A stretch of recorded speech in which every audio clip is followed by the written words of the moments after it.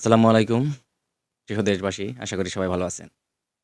আসলে জীবনে কিছুই করতে পারলাম না।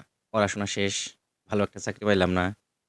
ভালো প্রেম করতে পারলাম না কিংবা একটা ভালো চাকরিও পাইলাম না। বাবার কামাই খাইতেছি। বাবার হোটেলে বসে খাইতেছি। আবার যারা এই ভিডিওটা দেখতেছো তারাও তো তোমাদের কপালে তো একই অবস্থা। জীবনে কিছু করতে পারছো? পারলে ব্যস্ত থাকতা। এখন আমার এই ভিডিওটা দেখতা না। যাই হোক, আপনার ২ তারিখে ফেব্রুয়ারি ২ তারিখে বরিশাল থেকে একটা দম্পতি তার ক্যান্সার হইছে। ঢাকা আসছিল আ ঢাকা মহাখালীতে দেখাবে ক্যান্সার হাসপাতালে। তো মোহাম্মদপুরে তারা একটা বাসাতে উঠছিল। আ তখন একটা মেয়েও তাদের আসছিল। সে মেয়েটা বয়স ১১ বছর। ইতিমধ্যে অনেকে জানেন। সে মেয়েটা হারিয়ে গেছে। সারা দেশবাসী এটা নিয়ে চিন্তিত ছিল যে আসলে মেয়েটা নিয়ে গেছে কই? অপহরণ করছে কিনা বা তাকে মারা হইছে কিনা? এটা নিয়ে সবাই টেনশন ছিল। তার বাবা কান্নাকাটি করছে, জিডি করছে, পুলিশেও হয়রানি।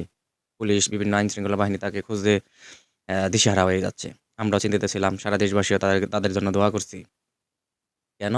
যে এত সুন্দর একটা বাচ্চা হারিয়ে গেল না কেউ নিয়ে গেল। তার মা ক্যান্সার রোগী, অসুস্থ।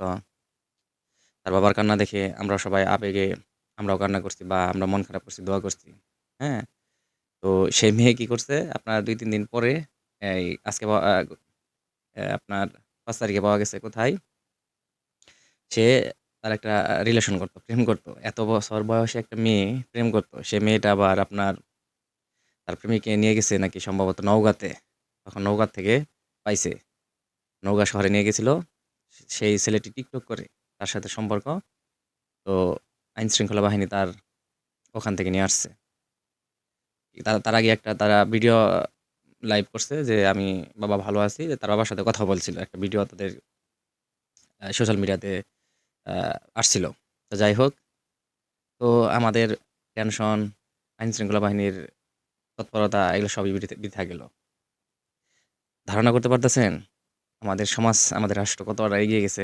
৬ষ্ঠ শ্রেণীতে পড়ে ১১ বছরের একটা মেয়ে রিলেশন করে তার বয়ফ্রেন্ডের কাছে চলে গেছে। মা অসুস্থ দেখার পরে, থাকার পরে। আর আমরা দেশবাসী তাকে নিয়ে চিন্তিত আছি। দেখছেন? আর আপনারা যারা বাবা-মা হইছেন, এখনই আপনারা কি করেন?